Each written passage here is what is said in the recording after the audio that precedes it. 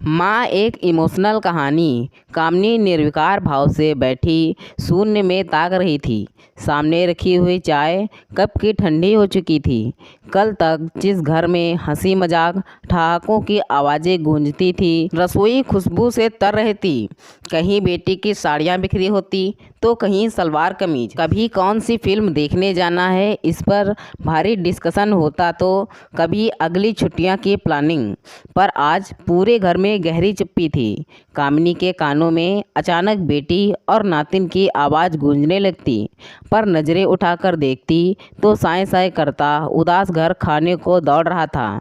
गहरा सन्नाटा पसरा हुआ था चारों ओर, ठीक कामिनी के अंतर मन की तरह।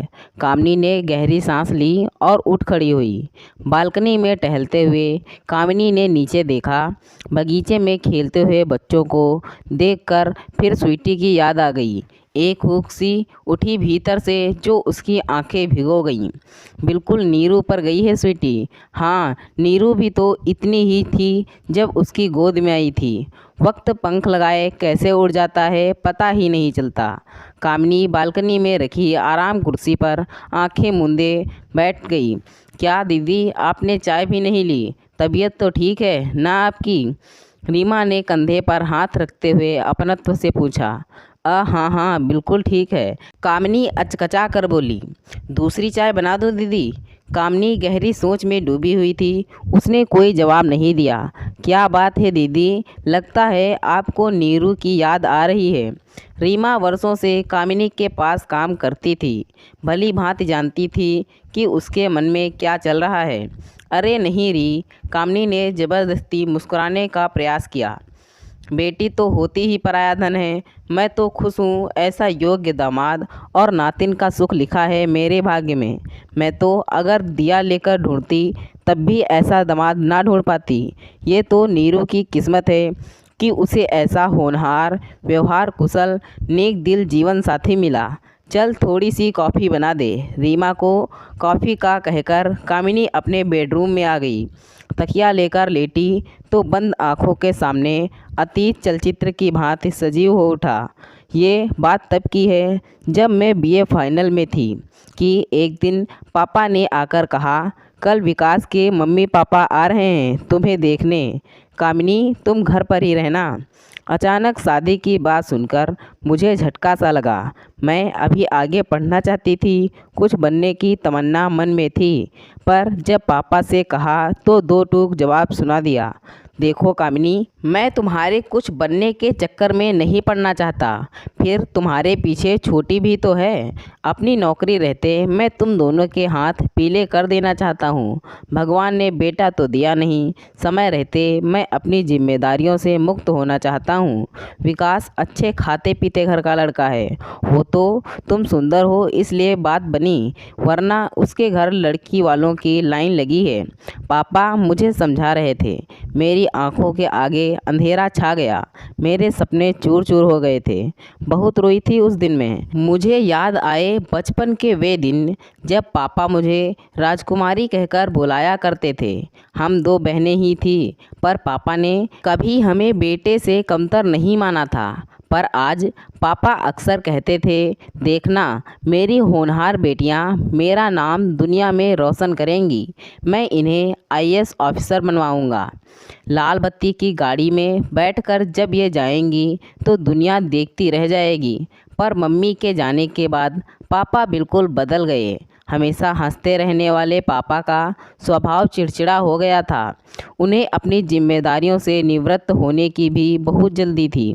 उन्हें लगता कहीं मेरी भी असमय मौत हो गई तो शायद ये भय उनके डिप्रेशन का कारण बन गया और लील गया हमारे तमाम सपनों को। मैंने और छोटी बहन दामिनी ने बहुत कोशिश की, पर पापा को डिप्रेशन से बाहर नहीं निकाल पाए। अब तो घर में वही होता जो पापा कह देते। जिस दिन विकास अपनी मम्मी पापा के साथ मुझे देखने आए, उसी दिन मेरी और विकास की सगाई तय हो गई और परीक्षाएं खत्म होती ही विवाह।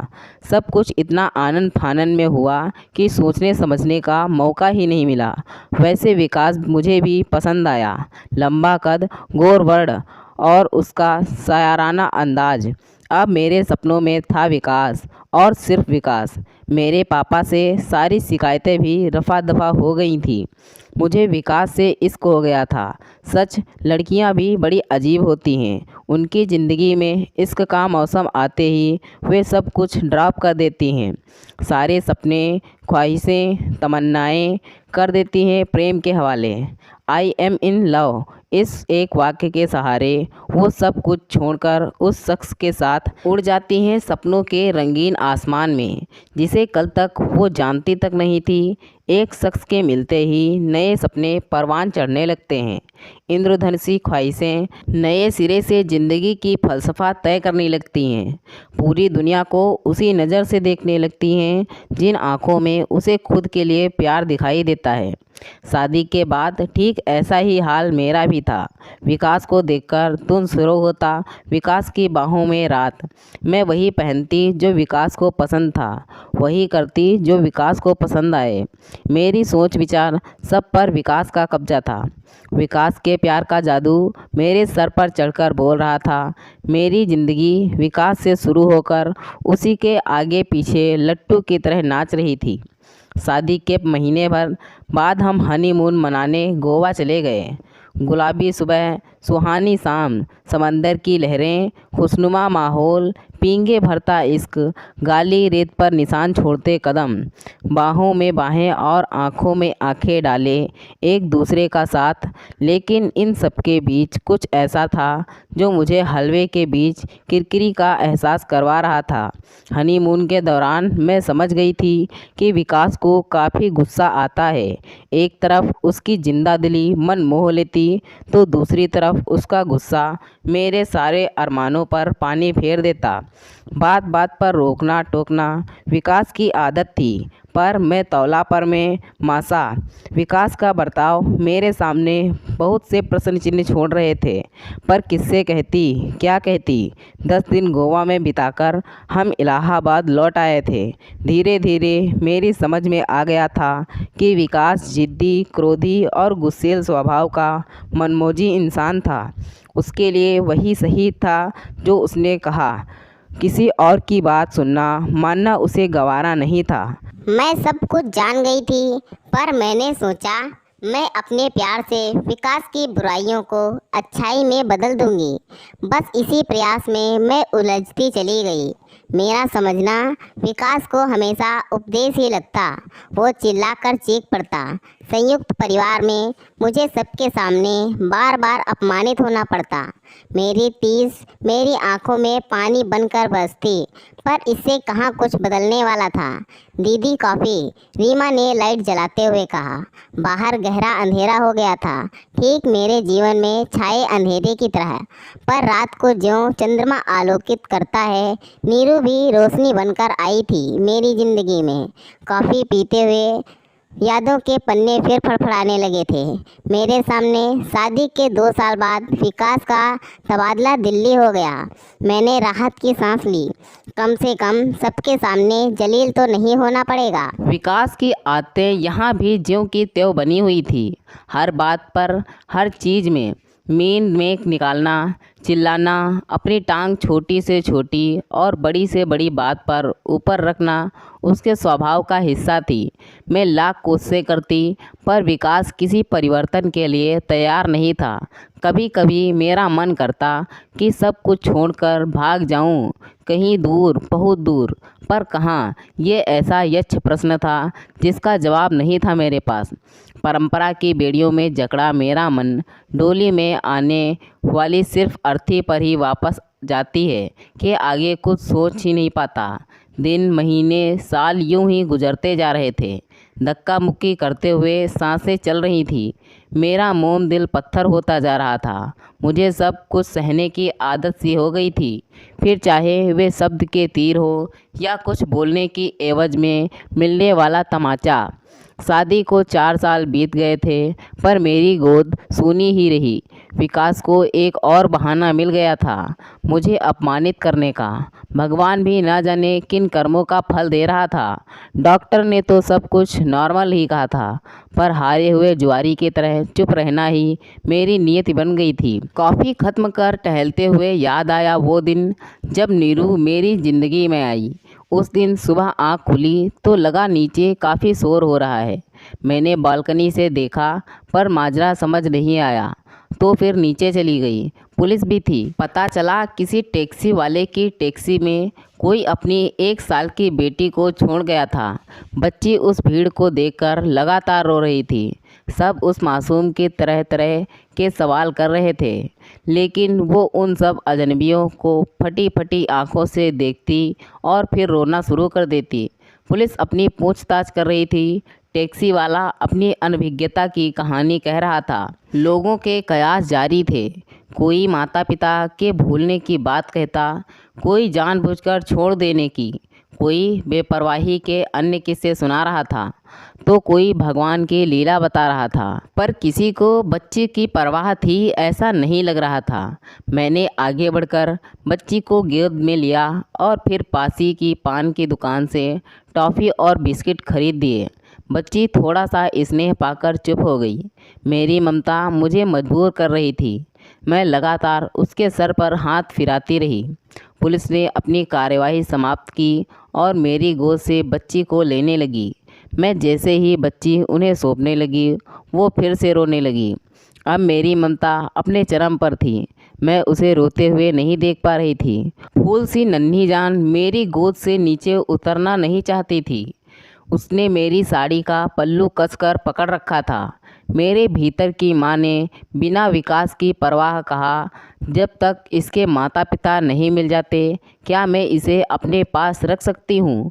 पुलिस वालों की तो जैसे बला टली। क्यों नहीं, जब इसके माँ बाप मिल जाएंगे हम इसे ले जाएंगे। मेरा नाम पता नोट कर पुलिस ने अपनी राह पकड़ी और मैंने अपनी। मैं बच्ची के सर पर हाथ फिराते उससे बातें करते जब घर के दरवाजे पर पहुंची तो होश में आकर ठिठक गई। विकास दरवाजे पर ही खड़ा था। विकास, ये बच्ची अपने माता पिता से बिछुड़ गई है, बुरी तरह रो रही थी। तो मैंने किसी तरह थूक निगलते हुए मैंने कहा। विकास पांव पटकते हुए भीतर चला गया। आने वाले तूफान का अंदाज़ा हो चुका था मुझे, पर अब क्या, तीर तो तरकस से निकल चुका था। विकास पता नहीं क्या सलूक करती पुलिस इस मासूम के साथ, इसलिए इसे अपने साथ ले आई। क्यों, ठीक ही किया ना मैंने। कहते हुए मेरी जुबान लड़खड़ा रही थी। बदन सूखे पत्ते की भांति काँप रहा था। हाँ, बड़ा पुण्य का काम किया। न जात का पता, न धर्म का पता, नहीं किसी का पाप है। बस ले आई गोदी में उठाकर। घर पर ही पड़ा था। मुझसे पूछने तक की जहमत नहीं उठाई तुमने। बहुत चर्बी चढ़ने लगी है आजकल। भुनभुनाते हुए विकास ऑफिस चला गया। 4 दिन तक लड़की के माँ बाप का कोई पता नहीं चला। विकास रोज़ मुझसे लड़ता, लड़की को पुलिस के हवाले करने की बात कहता या फिर अनाथालय छोड़ने की रट लगाता, पर मुझे अपनी ममता की पुकार के आगे कुछ सुनाई नहीं दे रहा था। विकास की हर बात पर मैंने चुप्पी का ब्रह्मास्त्र रख दिया था। मेरी चुप्पी उसके गुस्से की ज्वाला में घी का काम कर रही थी। एक दिन मैंने हिम्मत करके विकास से पूछा, विकास, क्यों ना हम इस बच्ची को हम गोद ले लें। प्लीज़ विकास, मना मत करना। बिफर गया था विकास मेरी बात सुनकर। जाने कितनी जली कटी सुनाई थी उसने मुझे, और फिर अपना फैसला सुनाते हुए बोला, देखो कामनी, किसी और के पाप को मैं अपने गले की घंटी हरगिज नहीं बना सकता। मैं 3 दिन के लिए कंपनी के काम से बाहर जा रहा हूँ। जब वापस आऊँ तो ये पाप का लोथड़ा मुझे यहाँ दिखाई नहीं देना चाहिए, वरना ऊपर से नीचे फेंक दूंगा। दहाड़ता हुआ विकास चला गया। भीतर तक कांप गई थी मैं। अजीब कसमकस थी। एक तरफ जिद्दी झगड़ालू पति था तो दूसरी ओर थी फूल सी मासूम बच्ची, जो अब मुझे मेरे वजूद का हिस्सा लग रही थी। बहुत उलझन भरे थे वे 3 दिन। मैं उस मासूम बच्ची को किसी भी कीमत पर खोना नहीं चाहती थी। मेरी ममता का वेग इतना अधिक था कि मेरी छाती में दूध उतर आया था। न जाने किस भावावेश में मैं उसे दूध पिलाने लगी थी। भगवान ने मेरे लिए अनमोल तोहफा भेजा था। मेरी मन्नतें, प्रार्थनाएं, व्रत, उपवास सब पूरे हो गए थे। फिर भला कैसे छोड़ दूं डूबती नैया की इस पतवार को। क्या पति नामक जीव इतना महत्वपूर्ण है ज़िंदगी में कि उसके बिना जिया नहीं जा सकता? क्या उसके लिए मैं अपनी ममता का गला घोंट दूं? क्या मंगलसूत्र और सिंदूर की बेड़ियों में जकड़ी नारी का पति से अलग कोई व्यक्तित्व नहीं? क्या गुस्सेल पति की गालियां खाने से अच्छा ममता के समंदर में गोते लगाना नहीं है? ये प्रश्न लगातार आत्ममंथन कर रहे थे। प्रश्नों के चक्रव्यूह में उलझते निकलते 2 दिन बीत गए थे। अजनबी मासूम बच्ची और अपने पति विकास में से मुझे किसी एक को चुनना था, वो भी विकास के लौटने से पहले। आखिर बहुत सोचने के बाद मैंने फैसला लिया कि मैं ना तो इसे पुलिस के हवाले करूंगी, ना ही इसे अनाथालय भेजूंगी। पत्नी बनकर बहुत जी ली, अब माँ बनकर जीने की इच्छा और दृढ़ निश्चय से मुझे जोश से भर दिया था। मैंने अपना सामान बांधा, जेवर और पैसे भी रख लिए। मैं जानती थी जब तक कोई स्थायी इंतजाम और नौकरी नहीं मिलती, इन्हीं रुपयों से काम चलाना होगा। विकास के नाम मैंने एक छोटा सा खत छोड़ दिया। विकास, मैं जा रही हूँ, पत्नी बनकर जी ली। मुझे नहीं लगता तुम्हें मेरी कोई ख़ास ज़रूरत होगी। आज इस मासूम को मेरी ज़रूरत है। तुम इसे अपना नहीं सकते और मैं इसे छोड़ नहीं सकती, इसलिए जा रही हूँ। माँ बनकर जीना चाहती हूँ। तुम चाहो तो दूसरी शादी कर लेना। मैं कभी तुम्हारे पास लौट कर नहीं आऊँगी। मुझे जीने का मकसद मिल गया, मैं इसे खोना नहीं चाहती। कामिनी इसके पश्चात दिल्ली से दूर महाराष्ट्र के इस छोटे से कस्बे में आ गई। अब सफ़ेद साड़ी मेरे विधवा होने की पहचान थी। बेटी का नाम मैंने निरुपमा रखा था और उसके पिता की जगह के अग्रवाल भर दिया। बस यही थी मेरी तब की पहचान, जो आज तक कायम है। यहाँ आकर मैंने छोटे बच्चों को पढ़ाना शुरू कर दिया। बाद में एक स्कूल में नौकरी मिल गई। नीरू और मैं साथ साथ स्कूल जाते। ज़िंदगी की आवश्यकताओं को पूरा करने की जितनी आमदनी हो जाती थी, नीरू धीरे धीरे बड़ी हो रही थी। पढ़ने में वो काफ़ी तेज़ थी। टेबल टेनिस खेलने में उसका कोई जवाब नहीं था। राज्य स्तरीय कई पुरस्कार उसे मिले थे। इसी दौरान उसकी मुलाकात संदीप से हुई। पहचान, दोस्ती और फिर प्यार में तब्दील हो गई और करीब 3 साल पहले मैंने शादी कर दी नीरू की। पिछले 10 दिन नीरू, संदीप और नातिन स्वीटी छुट्टियां मनाने आए थे मेरे पास। मैं आज पूरी तरह संतुष्ट हूँ, एक माँ के रूप में, नानी के रूप में। मेरे हाथ खुद ब खुद आसमान की ओर जुड़ गए। हे भगवान, मैं तेरी शुक्रगुजार हूँ। तूने मेरी गोद ममता से भर दी। मेरी सबसे बड़ी दौलत है मेरी बेटी नीरू। मैं बहुत खुशनसीब हूँ क्योंकि मैं एक माँ हूँ, सिर्फ एक माँ। हाँ हाँ, सिर्फ एक माँ। सोचते सोचते अपनी गीली आंखों को पोंछते हुए मेरी उंगलियाँ नीरू के नंबर डायल करने लगी। तो दोस्तों, यह थी हमारी आज की कहानी। अगर यह कहानी आपको पसंद आई है तो कृपया इसे लाइक करें और कहानी पर अपनी राय देने के लिए इसमें कमेंट करें। दोस्तों, ऐसी ही और कहानियाँ सुनने के लिए हमारे चैनल को सब्सक्राइब करें। धन्यवाद दोस्तों। Thanks for watching this video.